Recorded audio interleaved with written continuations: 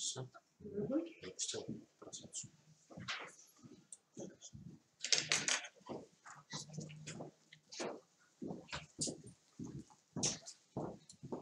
Готовы, да? Ровно 2 часа, да? Уже больше даже. Ну, так получилось. Все, да? Итак, добрый день, уважаемые коллеги. Рада приветствовать вас на третьем заседании Республиканского методического объединения учителей истории и обществознания с видеотрансляцией сегодня, 16 марта 2018 года, в Коми Республиканском институте развития образования.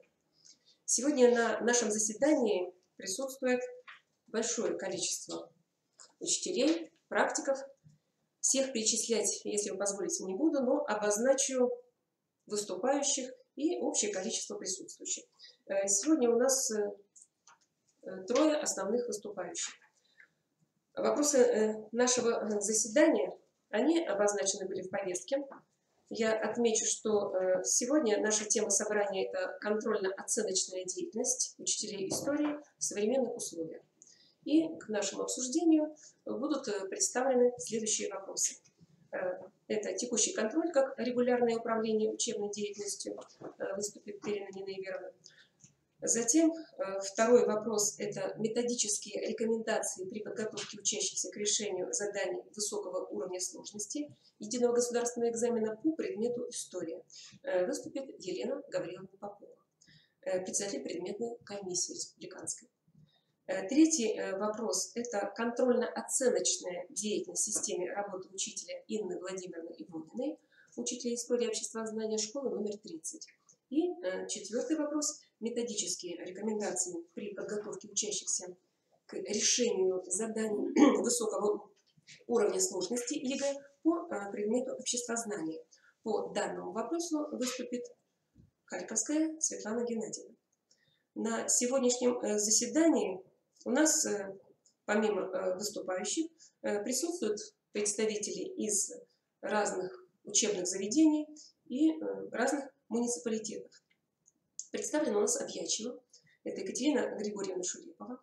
Представлен Сыктывдинский район, методист управления образованием. Представлены школы города Сыктывкара, а также Зеленецкая школа представлена у нас. Из Пажинской средней образовательной школы имеется представитель.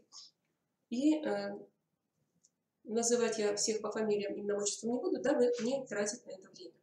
Хочу обратить внимание на то, что работать мы с вами будем чуть больше часа.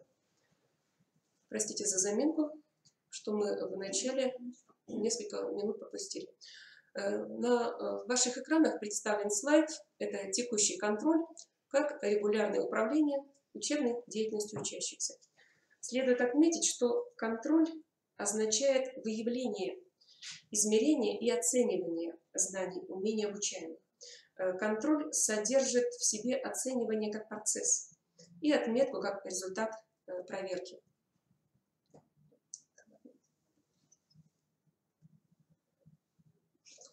Итак, субъекты оценивания – это внутренние субъекты, то есть внутреннее оценивание, кто учит, тот и оценивает, это учитель.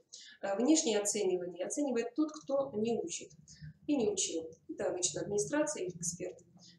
Самооценивание оценивает тот, кто учился, то есть оценивает сам обучающийся.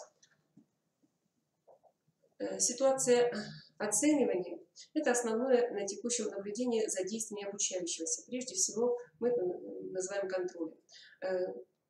Сама аттестация – это контроль успеваемости учащихся, оценка качества усвоения ими учебного предмета в процессе или по окончанию изучения предмета по результатам проверки или проверок в соответствии с требованиями учебных программ и государственного стандарта. Осуществление контроля играет большую роль регулятивную и стимулирующую в обучении за качеством овладения обучающимся материалом и побуждения учащихся к самоконтролю. Здесь необходимо добиваться, чтобы данный контроль был регулярным, чтобы он осуществлялся по каждой изучаемой теме. Что же касается учащихся, то их не только нужно побуждать к осуществлению самоконтроля, но и, что самое важное, помогать им овладеть приемами данного самоконтроля. В методической литературе принято считать, что контроль является так называемой обратной связью между учеником и учителем. То есть тем этапом учебного процесса, когда учитель получает информацию об эффективности обучения предмету. Контроль знаний – это прежде всего выявление соответствия сформированного объема знаний, умений учащихся, требованиям программы, а также определение уровня владения умениями и навыками. Вот согласно этому выделяют традиционно 3 цели контроля знаний и умений. То есть диагностирование и корректирование знаний и умений, учет результативности отдельного этапа процесса обучения и определение итоговых результатов обучения на разном уровне. В связи с этим хотелось бы заметить, что большую роль играет в этом прежде всего аттестация. Напомню основные виды аттестации, то есть контроля успеваемости учащихся. Это текущий контроль успеваемости, промежуточная аттестация и итоговая аттестация учащихся. Также преподаватели прекрасно помнят основные виды такого контроля, как предварительный, текущий, тематический, итоговый. Предварительный контроль успеваемости направлен на выявление знаний, умений и навыков учащихся по предмету или разделу, который будет изучаться. Обычно он позволяет определить наличный исходный уровень знаний и умений, чтобы использовать его в качестве фундамента и ориентироваться на допустимую сложность учебного материала. Текущий же контроль успеваемости учащихся, он осуществляется в повседневной работе с целью проверки усвоения предыдущего материала и выявления пробелов знаний учащихся. Ведущая задача текущего контроля – это регулярное управление учебной деятельностью учащихся и ее корректировка. Текущий контроль он позволяет получить непрерывную информацию о ходе и качестве усвоения учебного материала и на основе данного дает возможность оперативно вносить изменения в учебный процесс. Тематический контроль успеваемости учащихся он осуществляется периодически по мере прохождения новой темы, раздела имеет целью систематизации знаний учащихся, и данный вид контроля проходит на повторительно обобщающих уроках и подготавливает учащихся к контрольным мероприятиям, там, устным и письменным. Ну и последний – это итоговый контроль. Здесь может быть в рамках промежуточной аттестации или итоговой аттестации. Данный итоговый контроль успеваемости учащихся он проводится в конце, если это промежуточная аттестация, четверти, полугодия, всего учебного года, а также по окончании обучения в основной школе и в средней школе, как итоговая аттестация учащихся. Данный контроль он направлен на проверку конкретных результатов обучения. Таким образом, он способствует выявлению степени усвоения учащимися системы знаний, умений, навыков, полученных в процессе изучения отдельного предмета или ряда дисциплин. Итак, текущий контроль – это систематическая проверка учебных достижений учащихся, которая проводится педагогом в ходе осуществления образовательной деятельности в соответствии с образовательной программой.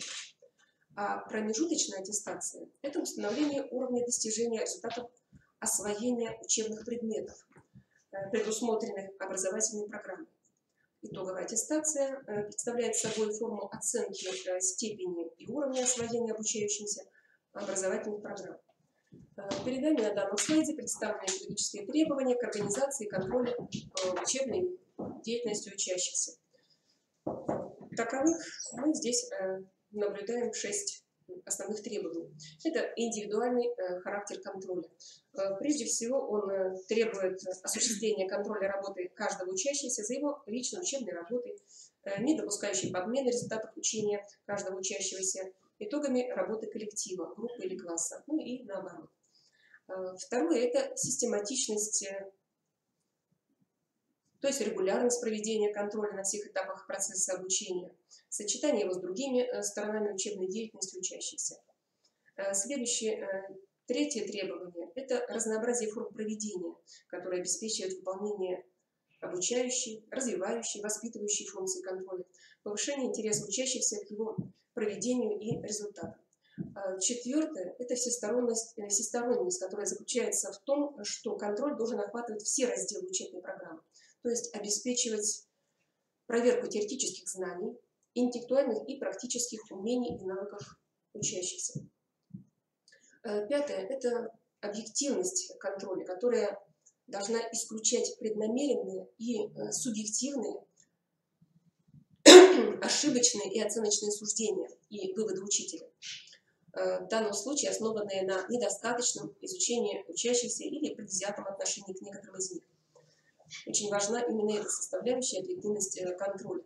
Не менее важная составляющая – это дифференциация контроля, то есть дифференцированный подход, который должен учитывать специфические особенности каждого учебного предмета, отдельных его разделов, а также индивидуальных качеств учащихся, прежде всего требующих в соответствии с этим применения различных методик и педагогического такта. Ну, вернемся к текущему контролю. На данном слайде представлена информация о том, что текущий контроль успеваемости учащихся, он проводится в соответствии с образовательной программой в течение учебного года и в конкретных целях. Здесь представлены основополагающие цели текущего контроля.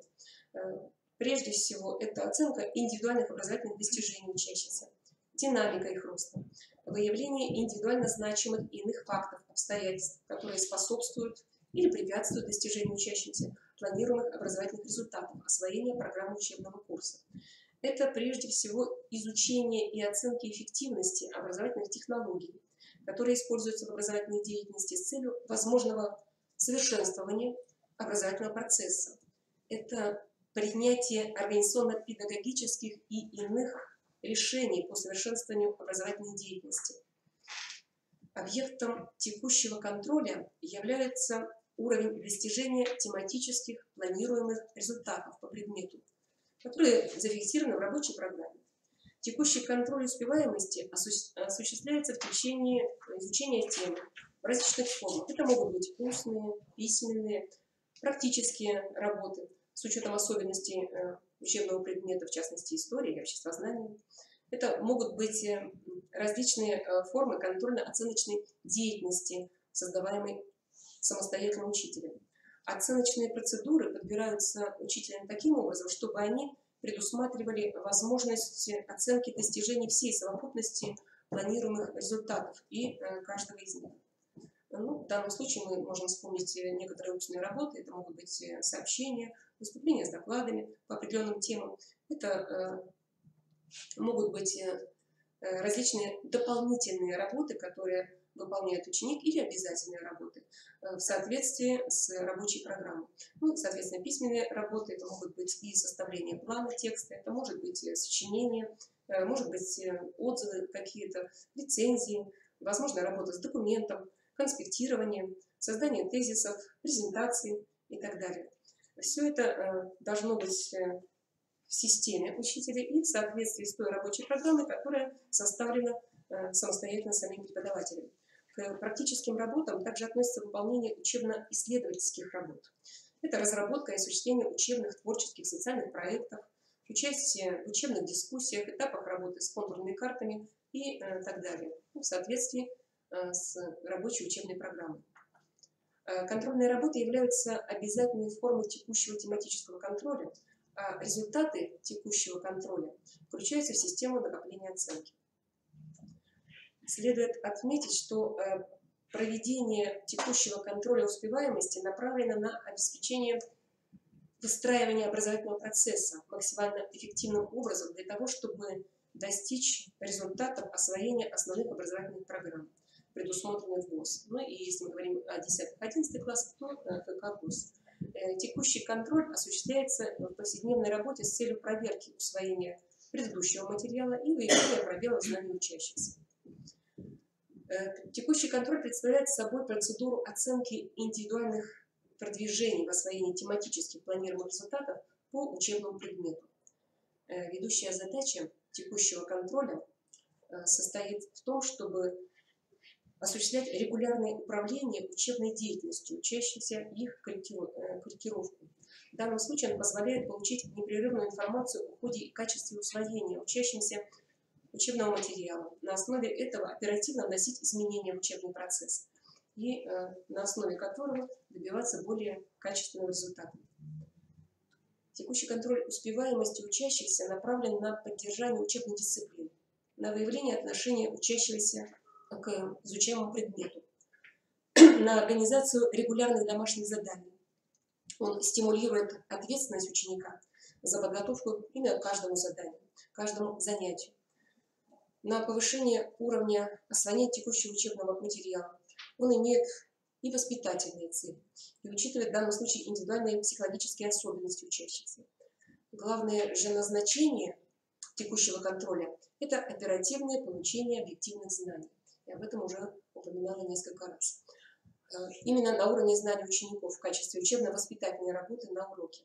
А вот полученная во время поурочного наблюдения информация о том, как ученики усваивают учебный материал, как они формируют их умения и навыки, помогают в данном случае учителям наметить рациональные методы, приемы учебной работы, правильно дозировать материал, находить оптимальные формы учебной работы с учениками и осуществлять постоянное руководство их учебной деятельностью. Таким образом, активизировать внимание и пробуждать интерес к изучаемому материалу. Ну и в итоге следует сказать, что текущий контроль решает задачи руководства самим учебным процессом. Итак, моя вступительная речь завершена. Большое спасибо за внимание. Я приступаю ко второй части. Закрывайте, пожалуйста. Ко второй части нашей темы. Это контрольно-оценочной деятельности учителя истории в современных условиях.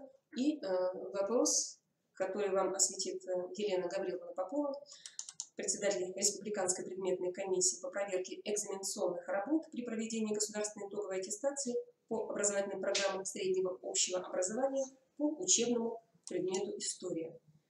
И тема ее выступления – методические рекомендации при подготовке учащихся к решению заданий высокого уровня сложности единого государственного экзамена. Пожалуйста, Елена Гавриловна.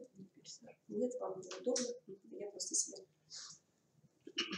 Добрый день, уважаемые коллеги. Близится завершение учебного года, и нашим выпускникам предстоит сдавать ЕГЭ по истории. Анализ результатов сдачи ЕГЭ в предшествующие годы показывает, что многие выпускники не справляются с некоторыми заданиями второй части экзаменационной работы. Поэтому сегодня мне хотелось бы дать рекомендации по подготовке выпускников к выполнению двух самых сложных заданий из второй части варианта ЕГЭ. Обратимся к заданию 24. Это задание на анализ исторических версий и оценок фактов, процессов с привлечением знаний курса истории. Напомним, как формулируется это задание в варианте ЕГЭ. В исторической науке существуют дискуссионные проблемы, по которым высказываются различные, часто противоречивые точки зрения. Ниже приведена одна из спорных точек зрения, существующих в исторической науке. Используя исторические знания, приведите два аргумента, которыми можно подтвердить данную точку зрения, и два аргумента, которыми можно опровергнуть ее. При изложении аргументов обязательно используйте исторические факты. Для выполнения задания выпускнику недостаточно привести только факты. Необходимо сформулировать полноценные аргументы. Это означает, что экзаменуемый должен объяснить, каким образом с помощью приведенного факта можно аргументировать данное теоретическое положение. Рассмотрим структуру аргумента. Аргумент должен складываться из трех в идеале составляющих. Первая составляющая – тезис, вторая – доказательство, третья – вывод. Или из двух элементов – тезис и доказательство, тезис и вывод. Разберем структуру аргумента на конкретном примере. Перед вами точка зрения. Внутренняя политика Александра III способствовала прогрессивному развитию социальной и экономической сфер общественной жизни. Аргумент в подтверждение. При Александре III постепенно меняется устаревшая система налогообложения. Это тезис, так как При нем была отменена подушная подать. Это доказательство.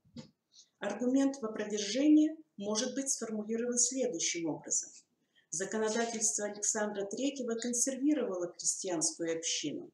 Это тезис, так как запрещались семейные разделы и ограничивался досрочный выкуп наделов. Это доказательство, что и тормозило развитие деревни. Это вывод. Рассмотрим типичные ошибки, которые допускаются выпускниками. Точка зрения. Экономическая политика российского правительства в начале 1990-х годов, известная как шоковая терапия, способствовала преодолению кризисных явлений в экономике. Аргументируя эту точку зрения, учащиеся очень часто приводят положения, лишенные опоры на конкретные факты. Например, они пишут: «Жизнь людей стала значительно хуже». Такой аргумент в опровержение точки зрения не засчитывается. Но принимается аргумент в опровержение, если он сформулирован следующим образом. Отпуск цен привел к их росту в сфере потребительского рынка, к росту тарифов на коммунальные и другие услуги, что способствовало снижению уровня жизни. Также часто встречается ситуация, когда выпускники приводят только факты, без минимального обобщения, то есть аргумент в ответе не сформулирован. Например, они пишут: «Была проведена либерализация цен». Такой аргумент в подтверждении не засчитывается. Но если учащийся напишет: «Либерализация цен способствовала насыщению рынка товарами и продуктами первой необходимости», такой аргумент подтверждения будет принят. Разберем структуру аргумента, разберем, как могут быть сформулированы аргументы на конкретном задании. Точка зрения. Внутренняя политика Хрущева Никиты Сергеевича носила либеральный характер. Аргументы в подтверждение могут быть сформулированы следующим образом. Первый аргумент. Разоблачение культа личности Сталина на 20-м съезде КПСС 1956 год повлекло за собой массовую реабилитацию и прекращение репрессий. Аргумент второй. Произошел сдвиг в социальной политике в пользу простых людей. Повышение пенсий в ходе пенсионной реформы, введение денежной оплаты труда колхозникам, введение паспортов колхозникам, массовое жилищное строительство. Аргументы в опровержении могут быть сформулированы таким образом. Первый аргумент. В 1958-1964 годы хрущевские гонения на церковь, ликвидация религиозных организаций, антирелигиозная кампания в печати, закрытие храмов, приходов, что нарушало право на свободу от правления религиозных культов, закрепленное Конституцией 1936 года. Аргумент второй. Расстрел рабочей демонстрации в Новочеркасске в 1962 году, то есть применялись методы репрессий к гражданам СССР. Обращаю ваше внимание на особенности оценивания этого задания. Правильно сформулированы 4 аргумента, выпускник получает за задание 4 балла. Если приведены 2 аргумента в подтверждение или 2 в опровержение, ставится 1 балл. Если приведен 1 аргумент в подтверждение и 1 аргумент в опровержение, выпускник получает 2 балла. И если сформулирован только любой 1 аргумент, выпускник получает 0 баллов. Следующим заданием, которое вызывает затруднения у выпускников, является задание 25, которое предполагает написание исторического сочинения по одному из 3 предложенных периодов истории России по выбору выпускника. В тексте варианта ЕГЭ содержится подробная инструкция для учащихся, которая представлена вам на слайде. Необходимо в сочинении указать не менее 2 значимых событий, явлений или процессов, относящихся к выбранному периоду, назвать 2 исторические личности, деятельность которых связана с указанными событиями, и, используя знания исторических фактов, охарактеризовать роли названных вами личностей в этих событиях, явлениях и процессах. Внимание! Обращаются создатели варианта к выпускникам. При характеристике роли каждой названной вами личности необходимо указать конкретные действия этой личности, в значительной степени повлиявшие на ход или результат указанных событий, процессов и явлений. Также необходимо выпускнику указать не менее 2 причинно-следственных связей, характеризующих причины возникновения событий, происходивших в данный период, и, используя знания исторических фактов или мнений историков, оценить влияние событий данного периода на дальнейшую историю России. В ходе изложения необходимо корректно использовать исторические термины, понятия, относящиеся к данному периоду. Рационально начинать сочинение с указания исторических личностей и их роли в исторических событиях. Что же такое роль? Роль – это конкретные действия, осмысленные волевые усилия, которые всегда имеют единичный характер и выражаются в непосредственном проявлении личной активности исторических деятелей. Например, если выпускник напишет: Ленин Владимир Ильич выступил на 2-м съезде РСДРП, или Сталин Иосиф Виссарионович издал приказ номер 227, Александр I подписал указ о вольных хлебопашцах, Николай II отрекся от престола, эти фразы будут содержать конкретные действия и могут быть оценены по критерию К2, если указано, как эти действия повлияли на ход событий. Но чаще всего, к сожалению, выпускники пишут: Жуков Георгий Константинович командовал фронтом, Брежнев Леонид Ильич руководил страной, Николай II взошел на престол, Косыгин провел реформы, Разин возглавил восстание. Такие формулировки не содержат конкретного действия и не засчитываются по критерию К2. Давайте рассмотрим пример, как может быть описана роль Дмитрия Донского в победе на Куликовом поле в сочинении выпускника. Дмитрий Иванович посетил Сергия Радонежского и заручился поддержкой церкви, что придало уверенность русским воинам. Выбрал выгодное для русской армии с точки зрения ландшафта место сражения. Удачно расположил засадный полк, который вступил в бой со свежими силами и переломил ход битвы.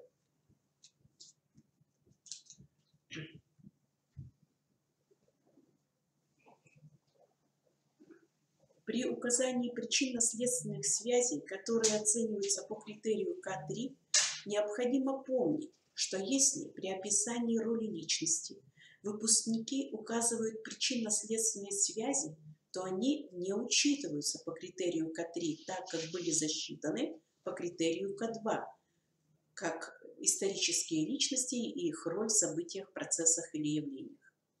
Указывая причинно-следственные связи между событиями, явлениями и процессами, выпускники могут выходить за нижнюю границу выбранного периода одним из событий. Например, если выпускник выбрал для написания сочинения период 1725-1762 годы, то он может указать следующую причинно-следственную связь. Изменение порядка престолонаследия Петром I привело к нестабильности верховной власти, к дворцовым переворотам. Такая причинно-следственная связь будет засчитана по критерию К3. В заключении сочинения выпускники чаще всего подводят итоги периода, но при этом не могут оценить влияние событий, явлений, процессов данного периода на дальнейшую историю России, которая оценивается по критерию К4. В формулировке должна прослеживаться причинно-следственная связь, выходящая за верхнюю границу выбранного периода истории. Например, Если ученик пишет, были созданы военные поселения, которые просуществовали до 1857 года, такое значение не засчитывается. Но если сформулировано следующим образом: создание военных поселений привело к восстаниям военных поселян, последующее царствование, например, в Нижегородской губернии, такая формулировка засчитывается по критерию К4 и выставляется ученику 1 балл. Необходимо также выпускникам знать, что внутри периода не обязательно указывать даты событий. Если сочинение написано логически связано, то исторические термины можно не объяснять, их достаточно корректно использовать. А если сочинение имеет форму плана, то в этом случае исторические термины следует объяснить. Надеюсь, что данные рекомендации помогут вам в подготовке выпускников ЕГЭ по истории. Желаю вам успехов и удачной сдачи ЕГЭ вашим выпускникам. Спасибо за внимание. Большое спасибо, Елена Гавриловна. Мы имеем возможность задать вопросы, потому что у нас есть представительство в аудитории. И если таковые вопросы будут, то я полагаю, что Елена Гавриловна с удовольствием на них ответит, тем более, что в чате пока вопросов нет. Ну, значит, можно помочь нашим присоединившимся к нам по видеотрансляции. Нас в онлайне 31 человек наблюдает, для того, чтобы какие-то вопросы прояснить. Да? Итак, можно. Спасибо. Вопросы будут? Можно задать, да? Есть вопросы, да? К 24-му заданию Немножечко аргументацию необходимо привести. Можно выходить за границы? То есть, если предлагается 2 аргумента в защиту и 2 аргумента в опровержение. Если у ребенка есть 15 аргументов, например, он может их всех привести, чтобы у проверяющего была возможность выбрать из них наиболее подходящий. Конечно, ребенок может написать столько аргументов, сколько у него получилось сформулировать, но засчитываться будут только 4 правильные аргумента. И максимальное количество баллов, которые он может получить за это задание, это 4. А если он за рамки вышел, написал 15 аргументов, среди них будут ошибки? Критерии оценивания этого задания не предусматривает снижение баллов за наличие ошибочных вариантов ответа. Засчитываются только правильные. Спасибо. Есть ли еще вопросы? Меня порадовал вопрос относительно 15 аргументов. Да? Вот здесь следовало, наверное, еще уточнить. Да? Можно я такой вопрос задам, как будто я ученик? Да? Вот я ученик, я написала 15 аргументов за, 15 аргументов против. Будет ли это значить, что эксперт должен выбрать правильные из тех 15? Вот, например, 11 у меня ошибочных, а 4 правильных. Да, конечно. Эксперт должен будет выбрать именно правильные, правильно сформулированные аргументы. Спасибо. Есть ли еще вопросы? Есть вопросы, да? Есть. 3 балла и больше. 24-му заданию 3 балла. Так, по одному давайте, хорошо? Итак, будьте любезны, Светлана Геннадьевна, пожалуйста. Это ваш вопрос, да? Да, у меня возник вопрос по поводу вашего задания, в котором не было сказано, за какой ответ учащийся получает 3 балла. Да, но 3 балла тут нет, как говорится, особой проблемы. То есть, если есть 3 правильных аргумента, то есть, например, 2 в подтверждение, 1 в опровержение, или наоборот, 2 в опровержение, 1 в подтверждение, тогда выставляется 3 балла. И связанный вопрос, а если учащийся написал аргумент с опровержением, а при этом это аргумент с подтверждением? Такой ответ засчитываться не будет? Нет, это не будет засчитываться. Учащийся перепутал местами положение. Нет, вы понимаете, часто бывают такие ситуации, когда ученики, отвечая вот на это задание, не прописывают, что сначала аргументы в подтверждение, потом аргументы в опровержение. Вот в этом случае, когда ученик не разделил, эксперт обязан, проверяя, понять, что сначала идут и засчитываются аргументы в подтверждение, а потом уже идут и засчитываются аргументы в опровержение. Вот, то есть у эксперта есть такое такая обязанность разделить ответ ученика.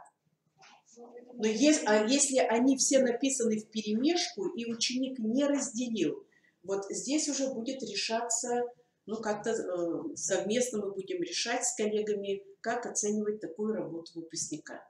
Надо порекомендовать выпускникам очень четко писать аргументы в подтверждение, аргументы в опровержение, чтобы и нам, экспертам, облегчить тоже работу. И не предотвратить, может быть, даже подачу апелляций таким ученикам, что эксперты не поняли, что он там все вперемешку написал. А иначе будет приниматься только первые, да? Да. Аргументы, подтверждения, да? Да, да. Если он начинает с аргументов в подтверждение, значит, мы их засчитываем, а если дальше там непонятно уже, что идет, то естественно, что эти не засчитывают. Проявляется глубина и понимание. Это то же самое, что задание с выбором нескольких видов. С другой стороны. Так, вопрос это Елена Марочка. Вопрос. Это просто... Да, спасибо. Есть ли вопросы, коллеги? Коль скоро вопросов нет, да? Мы большое спасибо говорим Елене Гавриловне. Просто человек торопится, да? Ну, с удовольствием послушав, да? С меньшим удовольствием отпускаем, потому что хотели бы видеть еще. Ну, при необходимости, всегда, пожалуйста. Большое спасибо. Итак, третьим вопросом нашего третьего заседания является вопрос по теме контрольно-оценочная деятельность в системе работы учителя Ивониной Инны Владимировны, учителя истории и обществознания школы номер 30 города Сыктывкар. Пожалуйста, Инна Владимировна. Еще раз всем здравствуйте. Я выступаю по теме контрольно-оценочная деятельность в системе работы учителя. Думаю, что в актуальности данной темы убеждает педагогов их ежедневная практика, все больше связанная с различными процедурами внешней и внутренней оценки. Информация о том, на каких принципах строится контрольно-оценочная деятельность, дает педагогу возможность не только успешно работать в этой области, но и понимать основные тенденции. Контрольно-оценочная деятельность учителя – неотъемлемая часть всей педагогической работы, важный фактор улучшения качества образования. Сегодня система контроля и оценки не может ограничиваться только проверкой усвоения знаний и выработки умений и навыков по предмету. Она должна ставить более важную задачу развития учеников умения контролировать самого себя, критически оценивать свою деятельность, находить ошибки и пути их устранения. Формы и методы контроля, которые, я думаю, применяет каждый учитель, они разнообразны. Это и устные, и письменные работы, практические работы, например, работа с таблицами, документами. Также нетрадиционные формы контроля, составление кроссвордов, которые позволяют определить уровень владения понятийным аппаратом. Но для обеспечения успешного и качественного обучения истории недостаточно только организации контрольно-оценочной деятельности со стороны учителя. Обязательным условием должно выступать формирование восприятия ребенком образовательного процесса не только как внешней по отношению к нему деятельности, но и как результата своей собственной деятельности. На уроках я, например, также организую самоконтроль, самооценку, взаимопроверку. Тут важно учитывать, чтобы ребенок тоже знал критерии оценивания и в дальнейшем не составит для него большого труда оценить свой ответ и ответ своих одноклассников. Вообще вопросы контрольно-оценочной деятельности – это вопрос, вернее, очень такой объемный. Я бы хотела остановиться на одном из аспектов, это поэлементный анализ контрольной работы.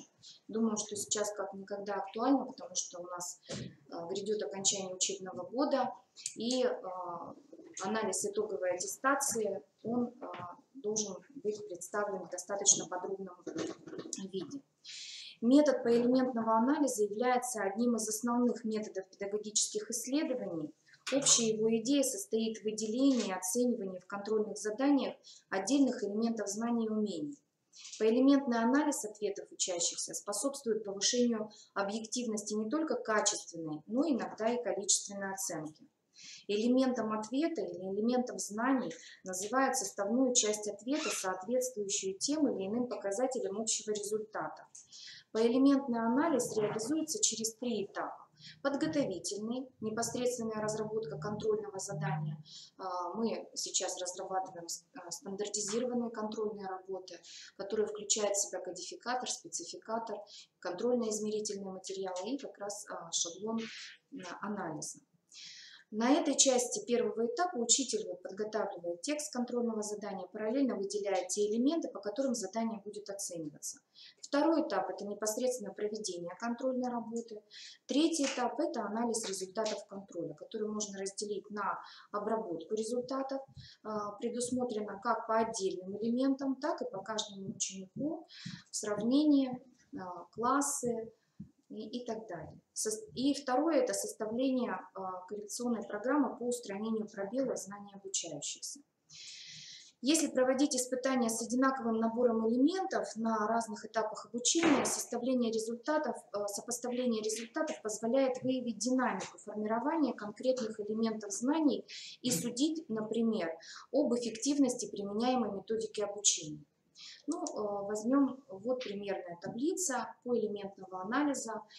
Задание, например, 5-е, всероссийская проверочная работа. Это умение работать с исторической картой. И задание 6-е, тоже умение работать с исторической картой, плюс умение устанавливать причинно-следственные связи. Задание по карте. Здесь вы видите из демонстрационного варианта задания. Справа это наша, так сказать, я взяла выдержку из нашей стандартизированной контрольной работы, как мы объясняем, да, то есть какие умения проверяются. Ну, работа с картой на уроках истории является вариантом деятельности по развитию метапредметных результатов. И тут, конечно, учитель должен понимать, как привести ученика к ситуации успеха. То есть можно дать определенный эталон, на который он должен ориентироваться. Например, Древняя Греция. Казалось бы, легкое задание – заштриховать на контурной карте один четырехугольник, который образует градусной сеткой, параллелями, меридианами. Полностью или частично располагается страна, указанная в выбранной теме. Ну вот выбрали Древнюю Грецию, и тем не менее, как показывает практика, некоторые ребята не справляются с этим заданием. Бывает, заштриховывают половину карты, которая перед ними, бывает, закрашивают ее. То есть в данном случае данная методика детям наглядно показывает, что они должны сделать. Если мы говорим о задании 6-м, используя знания исторических фактов, объясните, как природно-климатические условия повлияли на занятия жителей этой страны, то опять же, не сколько эталон, сколько такая помощь в виде таблицы представлена, природные условия и как они сказываются на занятиях людей, которые проживали на данной территории. Это один из вариантов, да, и я могу сказать, что я его использую всегда по всем государствам, которые мы проходим. Ну, я говорю в данный момент об учащихся 5 класса. Вот. Ну и, конечно, систематическая работа – это работа с контурными картами. Вот в представленной таблице показаны примеры заданий для работы с контурной картой. В левом столбце традиционные задания, которые содержат контурные карты по истории древнего мира. Эти задания предлагают ученику механически перенести информацию из атласа на контурную карту, а справа размещен переработанный материал задания по этой же контурной карте, целью которого является самостоятельное добывание информации в результате мыслительных операций, анализа, сравнения и синтеза. Итогом работы является самостоятельный выход на противоречие в информации и попытку объяснения этого противоречия.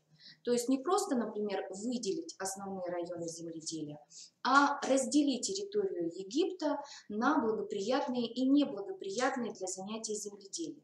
Придумай условные знаки, с помощью которых ты можешь показать это деление на карте.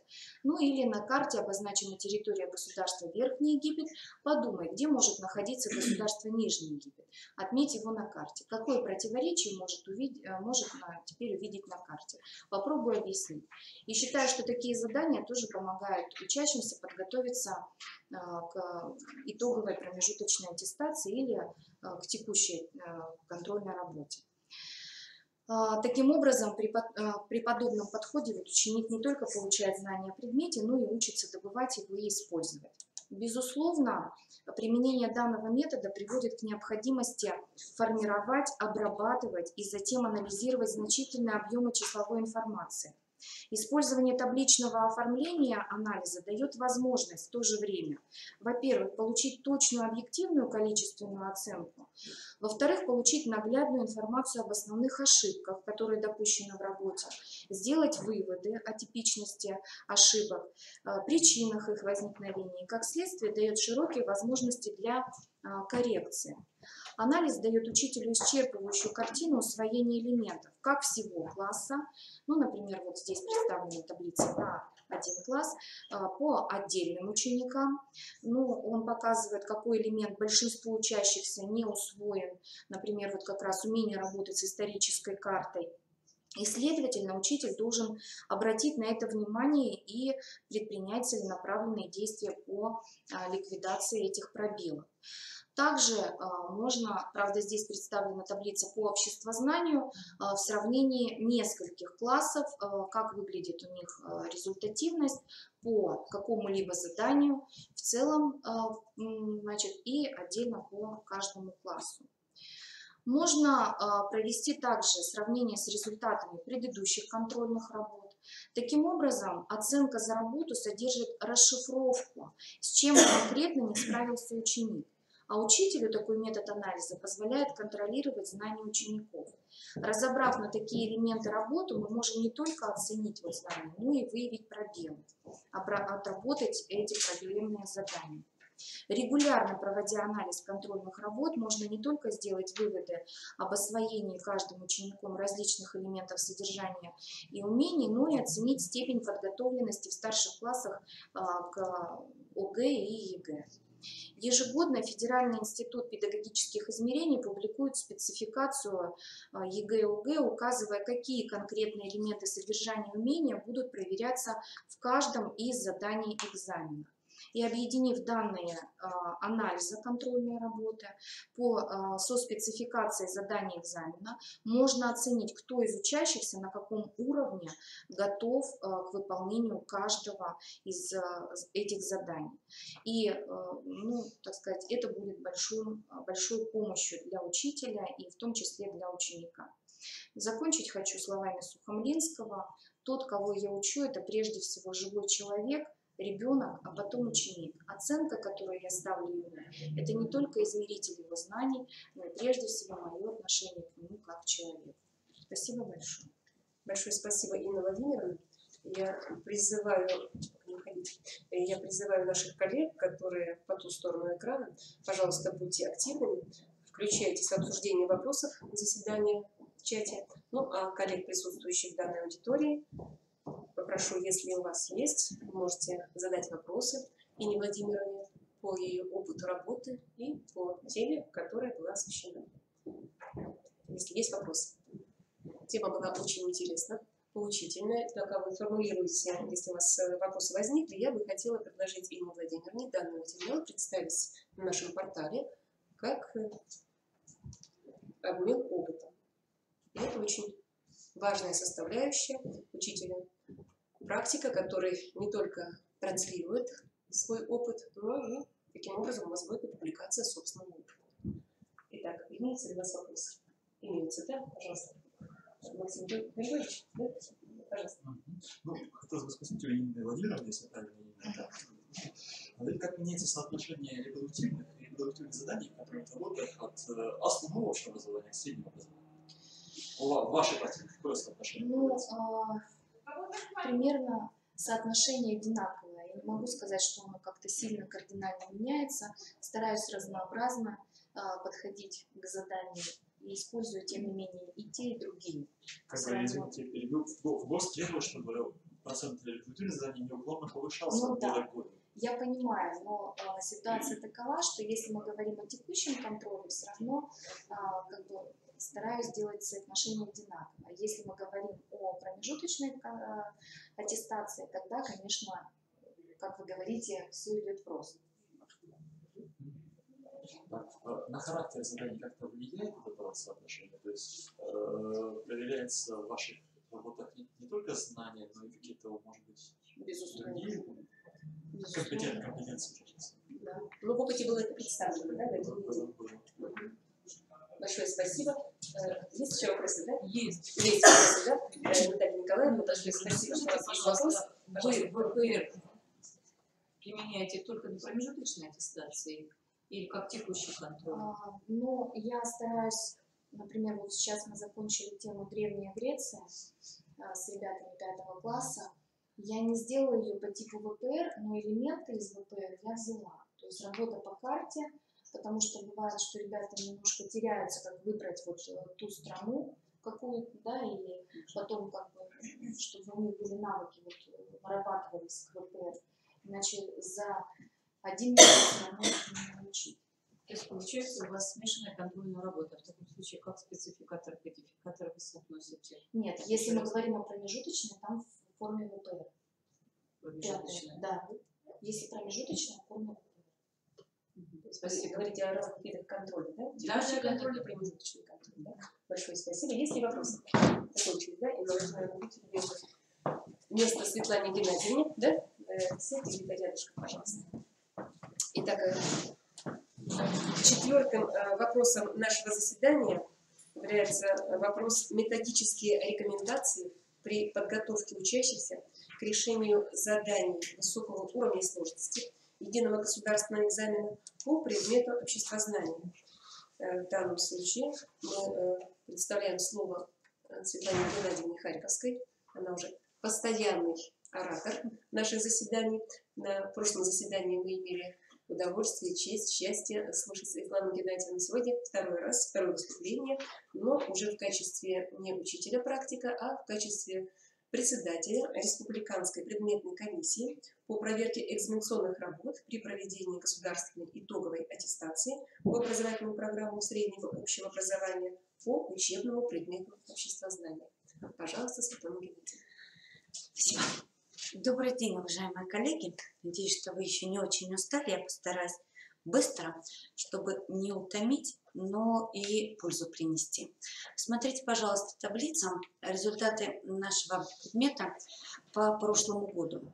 Вот задание, вся вторая часть, первую часть, естественно. Первая часть, там нужно иметь крепкий тыл, там нужно садиться, учить много. А вторая часть, конечно, во многом зависит от учителя, от того, как мы научились технологии решения определенных заданий. Поэтому по второй части 21 задание самый лучший результат, почти 89%, но все прекрасно знают, что нужно просто найти ответ в тексте.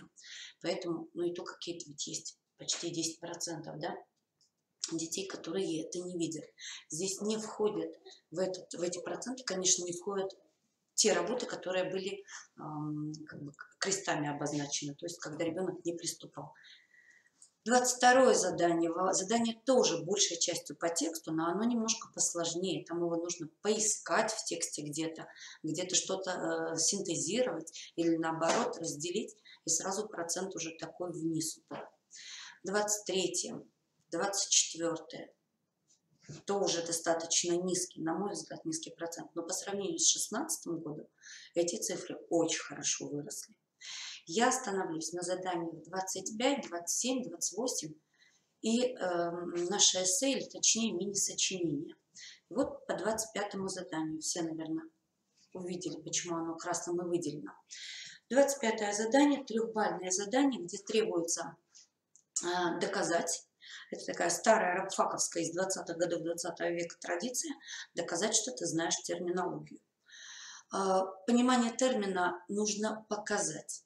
Значит, ты должен дать определение, потому что там звучит задание, какой смысл вкладывает вообще исповедовать в какое-то понятие. Да? Вот. Мы должны этот термин прописать. С детьми прописываем. Мы должны указать в определении обязательно уникальные какие-то черты данного там явления, какого-либо объекта, да? Потому что без этих уникальных черт нельзя, допустим, общество, социальная группа, это не ответ, потому что здесь нет никаких уникальных признаков. Должно быть, так как в 25-м задании там не только дать определение, там нужно дать еще какую-то информацию, то есть вот то самое теоретическое облако, которое насыщает этот самый термин. И, конечно же, нужно обязательно Учебники разные, различные МК, справочников море разливанное. Поэтому нет никаких правильных или неправильных определений. Есть определения, которые передают сущность или не передают. Поэтому лично я на уроках прошу, чтобы дети термины, которые мы на какой-то теме или там в блоке, они сдают зачеты у меня, лично мои дети, они пересказывают это своими словами. Потому что если тебе попался какой-то термин, который ты где-то как-то не выучил, но ты его понимаешь, почему бы не рассказать своими словами? И вот сразу пример. Задание из прошлого года, мировоззрение, нужно дать определение, и это пример уже выпускника. Мировоззрение – целостное представление о природе, обществе и самом себе. Точка, запятой. То есть ребенку этого не хватило, он еще дописывает. Система взглядов, норм, ценностей человека, социальной группы, общества. Конечно, здесь 1 балл, потому что здесь есть суть самого определения мировоззрения. И ведь правило 25-го задания, проверка там таково. Если термин вскрыт, дальше продолжается проверка 2 следующих предложений. Если здесь по нолям, значит дальше уже эксперт ничего не проверяет. Потому что как ты можешь что-то написать рядышком, если ты не знаешь сути термина? Второй пример. Вернее, пример номер 1, но по другому заданию, 25-му. Нужно дать второе задание в этом номере, нужно дать информацию о научном мировоззрении. И вот ребенок пишет: научное мировоззрение основывается на ранее открытых законах и знаниях фундаментальных наук. Я думаю, все, кто в зале сидит, да, мы понимаем, что здесь есть, да, 1 балл, и поэтому ребенок, конечно же, получит, если он дал первое определение правильно, здесь. Второй пример в том же самом: информация, научное мировоззрение, мировоззрение, способом отражения действительности которого является наука, а отличительными чертами – доказательность, системность, логичность. Признаки, да? Есть 1 балл, конечно, ребят. Ой, коллеги, помогайте, пожалуйста, чтобы это было на пользу. Следующее задание в этом же, там же на 3 позиции задания делится. Роль мировоззрения в деятельности. Вот выпускник написал: роль мировоззрения в деятельности проявляется в направлении и определении тех или иных действий человека, так как деятельность определяется взглядами, ценностями, интересами, которых придерживается человек. Красиво? Красиво. 1 балл. Второй пример. Роль мировоззрения в деятельности. Мировоззрение вооружает индивида методами и целями деятельности. Б. Мировоззрение позволяет идентифицировать истинные ценности жизни. То есть, видите, ведь достаточно было пункта А, но ребенок дотошный, поэтому решил, что вот еще и калибровку надо произвести, потому что одной мало. Если все у нас были такие ученики, работа эксперта была бы раем. Следующее задание из другого варианта: что такое общество. Итак, ребенок пишет: общество – это обособившееся от природы, но тесно связанная, ошибка не моя, я переписывала, как ребенок дал, тесно связанная с ней часть материального мира, в которой происходит взаимодействие между людьми. По сути, да, конечно, если смысл передан, взаимодействие есть, обособившееся от природы, да, конечно, немножечко, может быть, оно не так. Следующее задание в этом же по обществу – информация об институтах общества. Итак, вот выпускник пишет: социальный институт – исторически сложившаяся, устойчивая форма совместной деятельности людей, выполняющая фундаментальные функции, главная из которых – удовлетворение социальных потребностей людей. Но согласитесь, что тоже красиво, да? И дано, что такое институт, дана информация. Иногда ведь бывают такие работы, ребенок вроде и составил предложение, вроде какое-то там зернышко находишь, но понимаешь, акцент совершенно на другое выполнен. Здесь информация именно об институте. Да. Информация об институтах общества. Второй пример. Примерами социальных институтов служат семья, и даже в скобках институт первичной социализации индивида. и брак, институт, основанный на общих экономических отношениях, целью которого является создание семьи. В данном случае, так как задание предполагалось такое достаточно широкое, не нужно же давать определение институтов. Информация. Ребенок в данном случае дал, он понимает, что такое институт, и дал два примера. Институт семья, институт брак. Согласна, да, что это тоже, естественно, 1 баллом оценивается. Следующее задание, третье задание, вот в этом как раз 25-м, сущность нужно раскрыть, сущность экономической подсистемы общества. То есть проверяется, как ребенок понимает вот эту самую сущность экономического базового фундаментального института. Ну и скажите мне, пожалуйста, можно ли это назвать ответом? К экономическим подсистемам общества относятся унитарные предприятия, товарищества, кооперативы, акционерные общества, почему-то в единичном, общество с ограниченной ответственностью, закрытое акционерное общество и другие. Целиком неверно. Совершенно неверно, конечно, поэтому я ставлю дизлайк. Это неверно, потому что здесь не передано никакой информации. Молодец, что ребенок это помнит. Виды коммерческих лиц, да. Информация об институтах. Второй пример. Сущность экономической подсистемы общества заключается в производстве, распределении, обмене и потреблении товаров и услуг, а также в ответе на вопросы, что, как, для кого производить. Красиво? Конечно. В принципе, было тоже вот достаточно услуг, да, и поставить точку. И достаточно этого. То есть видно очень хорошо, когда ребенок в материале, он хочет выдать больше. У него, если есть время, если он располагает временем на экзамене, почему бы ему не написать, да, таким образом где-то подстраховаться. Может, он упустил в первом задании, но в первой части, если там сказано, допустим, на 75% правильное определение, мы переходим все-таки на дальнейшую проверку следующих предложений, но ставим себе зарубочку, что где-то как-то кривовато. Следующее задание, 27-е, это задание-задача. Дается информация.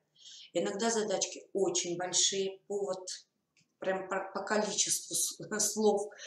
И нужно на основе просто внимательного прочтения этой информации, нужно проанализировать. И требуется, если ты сумел проанализировать, то нужно что-то объяснить, может быть, что-то оценить, какой-то объект, да, изучаемый, что-то спрогнозировать. Бывают такие задания, что придумайте вопросы, по которым можно определить то-то или то-то. 27-е задание достаточно низкий уровень исполнения, потому что наши дети не очень внимательно читают, знаете, просто не умеют подсчитывать на пальчиках количество заданий внутри самого 27-го. Вот пример задания. Французский философ-просветитель Дени Дидро писал, что такое истина? Соответствие наших суждений с созданием природы. Первое задание. На какую характеристику или черту истины указывал философ? Второе задание. Объясните, как вы понимаете эти слова. Третье задание. Укажите любые 2 неупомянутые характеристики истины. Получается, что здесь должно быть 4 позиции. Нужно найти 4 позиции. Ребенок иногда видит одно задание, второго не видит, третье пишет. В результате теряются баллы. И потом, когда ребенок приходит на аттестацию, говоришь, ну вот здесь же 4 нужно было указать позицию, а у тебя 2 или 1. Итак, ответ, который должен был бы быть по этому заданию, видите, сам ответ даже гораздо короче, чем задание, на мой взгляд. Ответ на первый вопрос достаточно одного слова – объективность. Объяснение. Истина предполагает изучение мира такого, какой он есть, независимо от субъективности человека, от взглядов человека. И 2 характеристики любые можно указать. Истина всегда конкретна, существование относительно истины. Вот 3 задания, но 4 позиции. Да? Мы их должны найти. Как эксперты мы их должны найти. Вот пример ребенка. Философ указал на характеристику истинности о соответствии высказывания реальности или по-другому соответствии выполнению на практике. Вот я читала это предложение несколько раз и думаю, вот он сам вообще понял, что сам написал, потому что здесь, ну, конечно, ответа, но никакого нет. Конечно. Второй пример, причем это начало на 2 слайдах, чтобы было хорошо видно. Философ указал на такую черты истины, как доказательность. Философ говорит о том, что любая истина доказывается на практике. К примеру, закон гравитации подтвердила история с яблоком Ньютона. И продолжение этого же ответа. Характерными чертами истины является объективный характер и неоспоримость. Абсолютная правдивость. То есть вот ребенок заучил, он знает черты истины, объективность, неоспоримость, да, доказательность. Но он смысла не понимает этих слов. Да, я думаю, вы согласны со мной. Да, он их поставил не туда, как раз потому, что он не понимает. Вот, поэтому, во-первых, да, в 27-м задании действительно достаточно много теряется. Дети не видят, какое количество заданий нужно, поэтому на факультативах, уроках нужно отрабатывать. Сколько заданий внутри самого задания, сколько позиций вы должны написать. Вот это нужно непременно, потому что у детей в голове гораздо более богатый мир, чем, наверное, у нас, у учителей, заточенных только. А у них там много чего интересного. Поэтому, конечно же, их нужно вот как-то вот канализировать. Следующее задание. Пример, данный ребенком. Объективность. Возможно, Дидро хотел сказать, что знания должны четко соответствовать познаваемому объекту, и в них не должны, ну почему-то так, присутствовать субъективность. Определение дано, объективность. Объяснение есть, да? 2 черты: доказуемость, извините, и относительность. Что ставим? Ой, ну я не знаю, девочка, мальчик, кто это писал, но ребенок может радоваться, потому что здесь максимум 3 балла, потому что все 4 позиции есть. 27-е задание, знаете, в чем хитрость еще?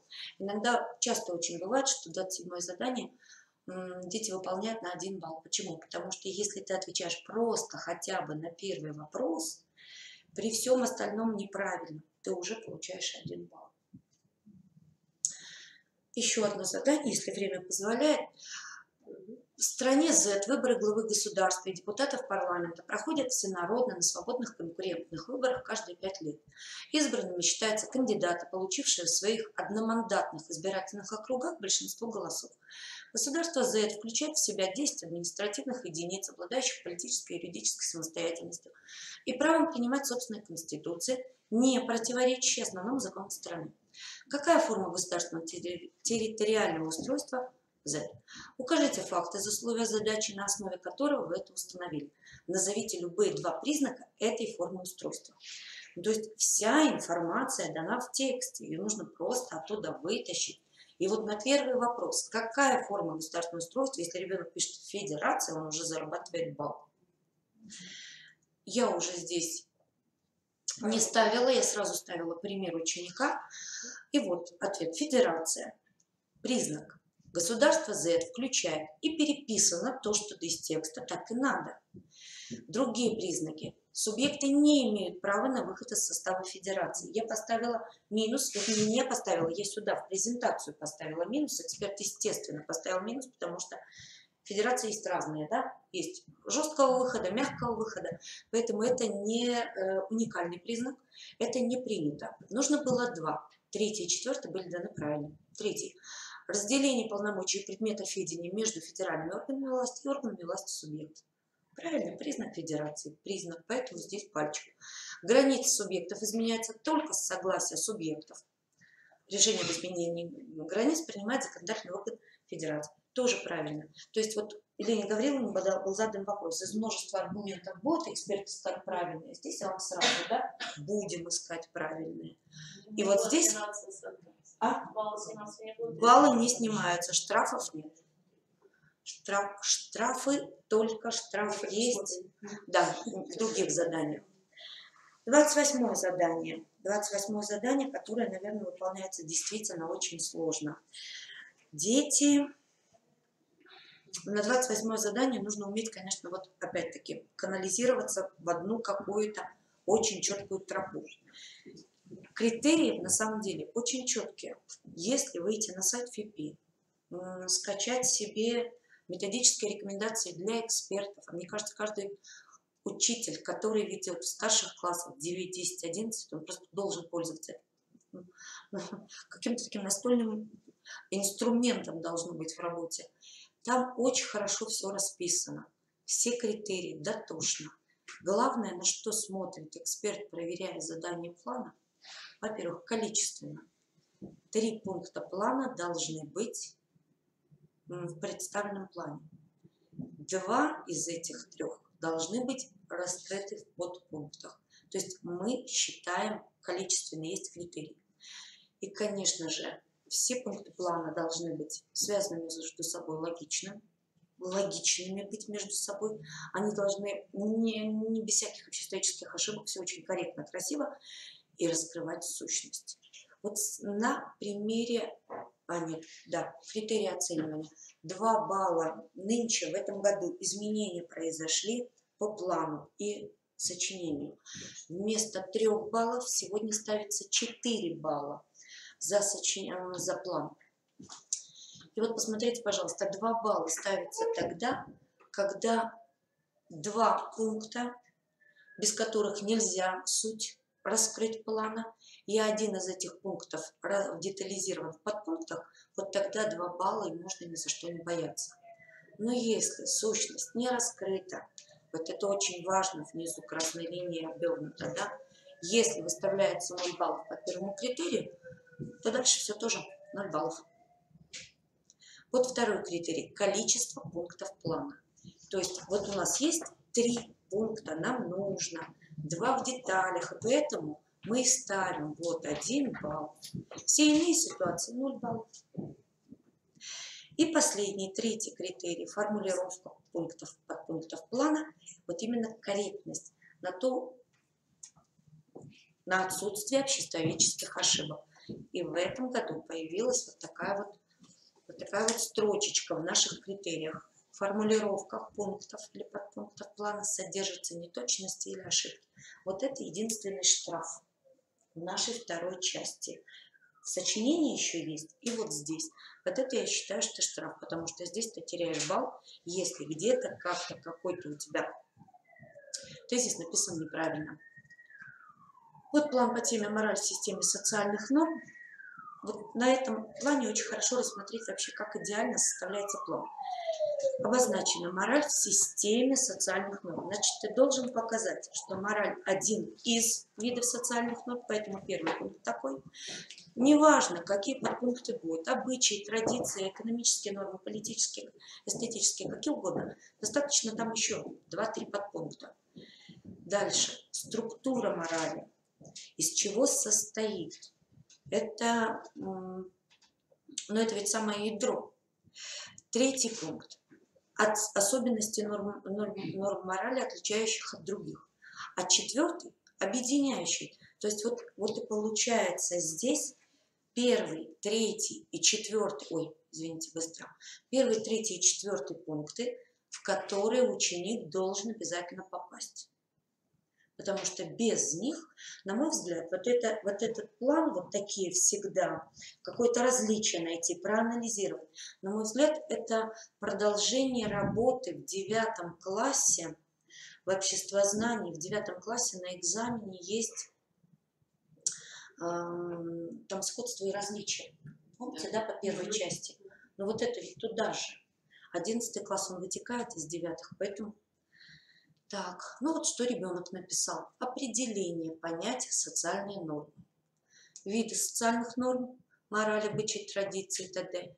Отличие морали от других видов, не раскрыто в подпунктах. Функции морали раскрыты, регулятивные, воспитательные, социальные. И потом в конце определение понятия морали.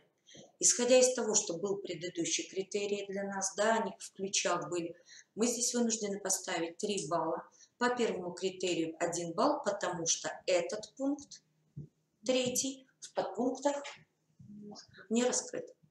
А значит, сущность ополовинена. Поэтому 3 балла. Все остальное без ошибок. И последнее. Мини-сочинение, то, что мы раньше называли эссе, так и любим называть еще по-прежнему. Что самое важное, ребенок должен понимать, садясь писать сочинение. Он должен держать очень четкий план в голове, как структурировано должно быть сочинение. Прежде всего, сочинение начинается с раскрытия смысла цитаты. А что хотел автор сказать? Что там сказал, неважно, Конфуций, президент Путин, Черчилль или еще кто-то. Это не важно. Ты должен своими словами, по возможности не прибегая к тем словам, которые уже даны в цитате, другой терминологии, ты должен раскрыть фразу. Дальше ты должен очень коротко сказать, согласен ты или не согласен. И дальше пошло лесенкой. Вот это я называю лесенкой. Почему? Какие-то свои собственные рассуждения, какие-то свои взгляды на эту проблему. Но пренепременно это должно быть подтверждено теоретическими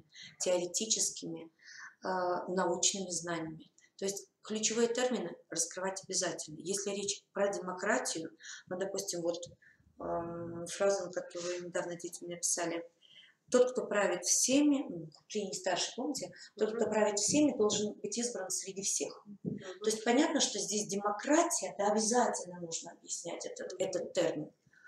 Поэтому это ключевой термин. И ты, раскрывая этот термин, конечно, высший пилотаж, если какие-то взгляды ученых, если хотя бы какое-нибудь там упоминание Макс Вебер, что-нибудь об этом, или там Карл Маркс, или еще кто-нибудь. Но это же здорово. Это ведь и есть теория. И она должна подтвердиться потом следующим. Сразу же должна подтверждаться фактическим аргументом. Вы знаете прекрасно, это любой источник. Хоть сериал, средства массовой культуры, хоть книга классическая, кино, литература, география, что угодно. Нельзя приводить аргументацию из математики. Это раз, обязательно. И нельзя приводить, если вы хотите высокие баллы, нельзя приводить аргументацию из одного источника. То есть нельзя приводить два из истории, допустим, или два из современности. Потому что это будет считаться одним источником, и это будет 1 балл. Так вот, теория, раскрыли какой-то ключевой термин, раз, два, порассуждали о чем-то, дали факт, доказательства, мини-вывод сделали, переходим снова к теории. Потому что ведь какая-то фраза ведь всегда очень полновесная. Поэтому вы о чем-то дальше рассуждаете, и снова факт. А потом уже это все завершается цельным выводом. Потому что очень часто дети запоминают алгоритм этот и пишут так: теория, теория, теория, и потом друг за другом 2 факта. Но что они доказывают, эти 2 факта? Мы не имеем права принимать второй факт, потому что... А он к чему привязан? 6 баллов только в том случае, если смысл, я позиция, теория факт, теория факт. Ну, 1 балл, здесь ничего нового, 1 балл за раскрытие смысла фразы, если смысл не раскрыт. Причем по прошлому году в ключах там писалось так: если смысл не раскрыт, но по содержанию видно. В этом году, кстати сказать, вот этого нет. Мы можем проверять гораздо более жестче. Господи, как я говорю уже. 2 балла, понятно, та самая теория, вот эти термины. Если, кстати сказать, вот в ответе наряду с относящимися к одной или нескольким идеям приведены понятия, не относящиеся к ним, за это штрафуется 1 балл, снимается. Это излишек.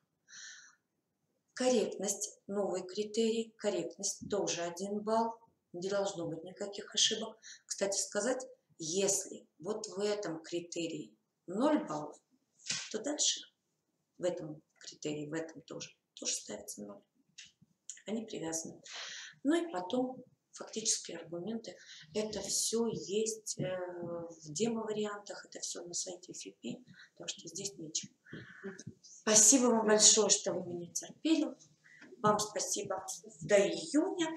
Огромное спасибо, Светлана Геннадьевна, за подробную и содержательную информацию. Для преподавателей и, соответственно, их учащихся это очень важная информация при подготовке к единому государственному экзамену.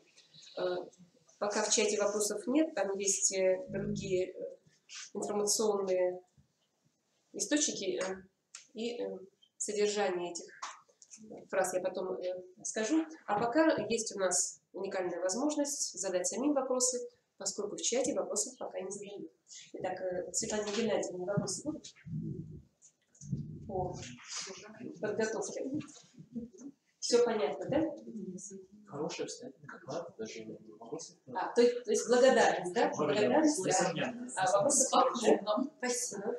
Вопросов нет. Итак, да, действительно, были здесь очень важные уточнения, что касается изменений и по плану, и по сочинению. Потому что именно здесь возникают вопросы, но вы предупредили эти вопросы и раскрыли это более подробно. Да. А все-таки хотите вопрос, Георгий, пожалуйста. Среди критериев 29 здания был момент «я позиция». Да? Но в критериях отражения такого прямого или позиции не было. Где, по какому критерию оценивается? Это Собственно, точка зрения человека. по первому критерию. Потому что раз теоретически ты ведь доказываешь какую-то точку зрения, и поэтому нам должно быть понятно, ты согласен с автором или не согласен. Поэтому это тоже идет в первый критерий. В общем, на самом деле, если нет этой я-позиции, это не страшно, за это не снимается балл. Просто это логично ведь. Это ведь твои рассуждения, они очень важны. Ты рассуждаешь о чем-то. Поэтому собственное мнение, суждение, конечно, необходимо изложить. То есть, исходя, получается, из собственной позиции, ты строишь дальнейшие теоретические какие-то положения. Потому что иначе это как-то Если ты согласен, теория будет как раз... Тогда это вряд ли можно будет назвать сочинением. Да? Тогда это не сочинение, да? Это определенная компиляция, которая взята из текстов, из учебников, пособий и так далее. Вопросы имеются. Вопросы закончились, да? Мы, по сути, программу нашего сегодняшнего заседания исчерпали. Но, однако, у меня есть что сказать. Это относительно, если вы позволите, да? Это относительно того, что вопросы нам не предоставили, но предоставили очень хорошую информацию, приятную информацию. Она состоит из восхищения. Я с огромным удовольствием прочитаю эти слова Дорониной Ольги Семеновны. Это руководитель муниципального методического объединения учителей истории обществознания из города Вуктыл. Спасибо за полезную, познавательную информацию. Мой вопрос к выступающей, последней, в данном случае предпоследней выступающей, к Инне Владимировне. Инна Владимировна, если каждую контрольную работу сопровождать такой методологическим анализом, то где вы берете на это время? Поделитесь, пожалуйста, вашим опытом. С уважением, Ольга Семеновна. Я могу так сказать, что это необходимость, которая облегчена экселевскими таблицами, которые делают это все, подсчитывают автоматически. Поэтому, составив экселевские таблицы изначально, туда забиваем, потом результаты проверяем, и все наглядно. Здесь также огромным списком огромное количество спасибо Инне Владимировне из разных уголков нашей необъятной малой родины, Республики Коми. К сожалению, не все прописывают, из какого они города, и пишут только себя по именам и по фамилиям. Поэтому спасибо за полезную информацию. Очень полезная информация, подчеркнула многое для себя содержательного. Огромное спасибо за содержательные и полезные выступления. Хотим также работать. Но появились и вопросы. Вот как раз это вопросы к Светлане Геннадьевне. В чате есть вопросы, и поэтому вопрос Светлане Геннадьевне. К сожалению, тоже не прописано, откуда данный вопрос к нам пришел. Спасибо огромное за информацию. Вопрос следующего содержания. В сочинении по обществознанию нужно прописывать термины «проблема» и «актуальность». Так, проблема не нужна. Если она в голове ученика... Нас не видно, можно сюда? Да. Проблема не обязательно. Если это много раз подчеркивали и у нас на учебе, когда мы учились дистанционно в Москве, если просто ребенок видит эту проблему, почему же не написать? Это ведь хорошо. Но за отсутствие четко сформулированной проблемы ничего сейчас не снимается, потому что сейчас такого в критериях не прописано. И еще что? Я по своим шпаргалкам вычислила, откуда это вопрос. Это вопрос у нас актуальность. Ижевского района. Актуальность. Актуальность. Многие дети пишут, Потому что, ну да, тоже логично. А почему эта проблема поднята? Это ведь на самом деле очень хороший мостик. Дети, когда мы проверяем сочинение, мы видим, что оно очень часто, знаете, такими кусками нарублено. Вот давайте я вам термины раскрою. Вот здесь еще что-то вам покажу, вот это покажу. А на самом деле связки какой-то нет. Поэтому вот та же самая проблема и актуальность. Они не нужны. Не нужны. Но они удобны для связки частей. Поэтому я тут всегда приветствую. Хорошо, это мы ответили на вопрос Каневой Евгении Юрьевны из Ижевского района, учителя истории общесознания и руководителя методического объединения Ижевского района. Но здесь еще есть в чате информация. Сейчас я вычленю человека, у меня есть про всех информация. Да, это у нас Языкова, да? И вопрос, который нам задают. Спасибо за полезное и содержательное выступление. В данном случае вопроса нет, есть только благодарность за выступление и пользу, которую извлекли представители Удорского района. Это Языкова Ирина Петровна, руководитель методического объединения Удорского района из Благовещенской средней образовательной школы. Да, мы сегодня очень много работаем, да, но на вопросы чата мы ответили. Все слова благодарности я прочитала, если чего-то пропустила, но знаете, что эти слова благодарности здесь прописаны. Я хотела бы напомнить о необходимости использования портала «Открытое образование Республики Коми». На портале есть хорошая возможность республиканского уровня размещения своих методических продуктов в рамках обобщения опыта учителей истории и обществознания. Инна Владимировна мне предложила эту часть деятельности осуществить. Первая часть деятельности ею осуществлена в том плане, что она транслировала данный опыт на республиканском уровне, но и теперь есть возможность свои методические разработки выложить на нашем портале. И это будет уже обобщение опыта.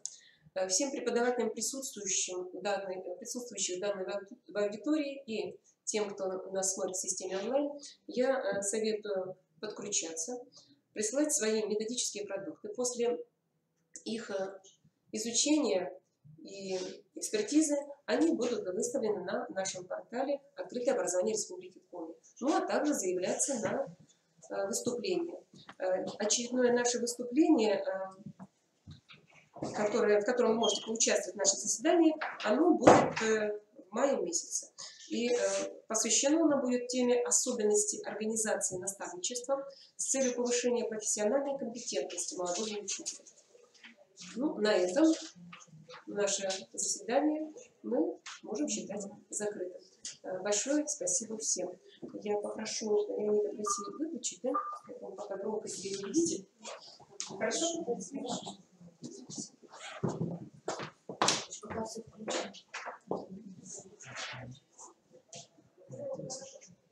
Можно спросить, как используют протокол контрольной работы?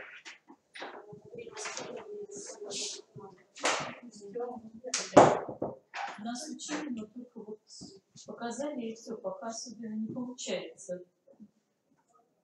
Тогда в Excel можно я вам покажу? Сейчас нам все включим. Давайте сейчас. Если хотите, я вам покажу. Составляю протокол контрольной работы.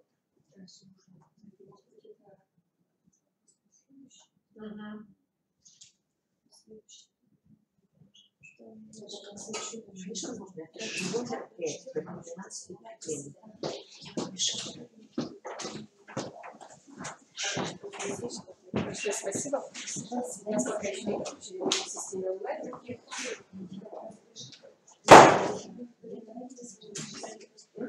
Мило уже что-то защищает. Ну, все записаны. Спасибо, что вообще.